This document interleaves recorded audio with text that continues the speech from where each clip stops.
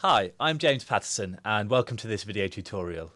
I'm going to be showing you how to convert your colour images into black and white. So let's start by opening up our Peer Colour JPEG into Photoshop. So the best way to convert an image into black and white in Photoshop is to use the black and white features, which you can access through the Layers panel. If we click on the Create New Adjustment Layer icon here and go to black and white, and you can see that's added a new adjustment layer with the black and white effect working on it. In my adjustments panel here, you can see I also have various options to change the characteristics of that adjustment layer. If I go to default here, this gives me different presets that I can choose, such as let's go for a high contrast red filter, and you can see that acts in much the same way as a traditional black and white lens filter, in that it will restrict the blue light and darken that, so you can see it's darkening the sky and the sea. Let's go ahead and set that back to default.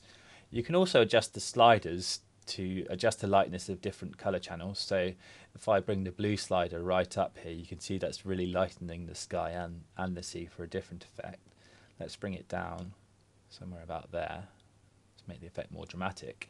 And also another useful feature of the black and white adjustment layer here is if I click on this hand icon, I can then go into my image, and if I click and drag to the left or right, I can selectively lighten or darken different colors within the image.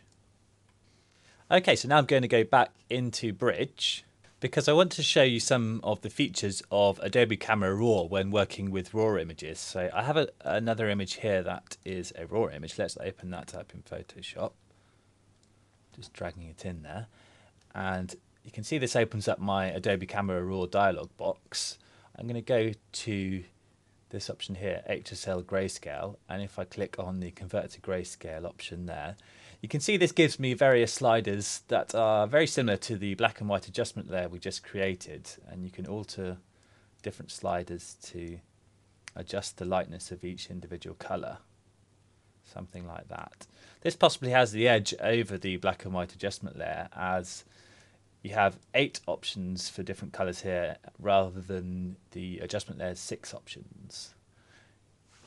You can also go further with your conversion in Adobe Camera Raw by going to split toning, which is this option up here, and then you can change the hue and the saturation of the highlights and the shadows. So let's play with that a little bit. You can see if I adjust the hue there and the saturation for a different effect, maybe let's go for something like that, a nice red highlights, and then you can go into the shadows and adjust the hue there. So that's worth playing around with for some really interesting split toning effects.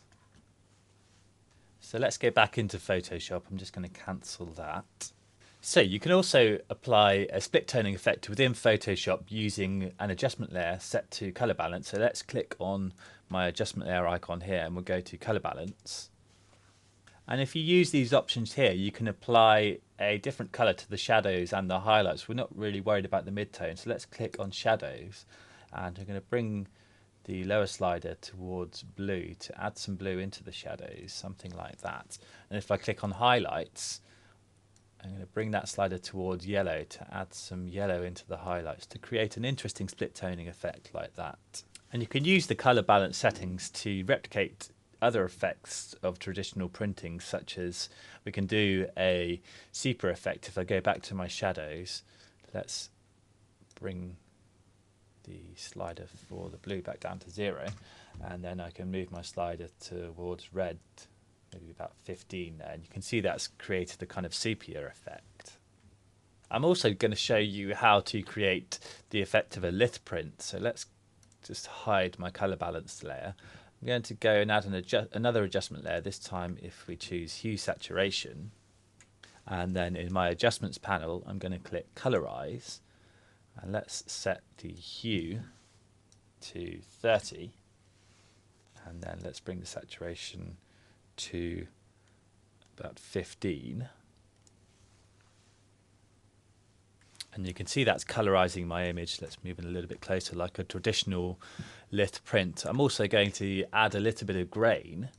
So if I go back to my background image, and then if we go to filter, texture, grain, Just wait for this to load up. There we go. And so let's bring the intensity of that grain down slightly, maybe to around about 20. Let's bring the contrast to about 50.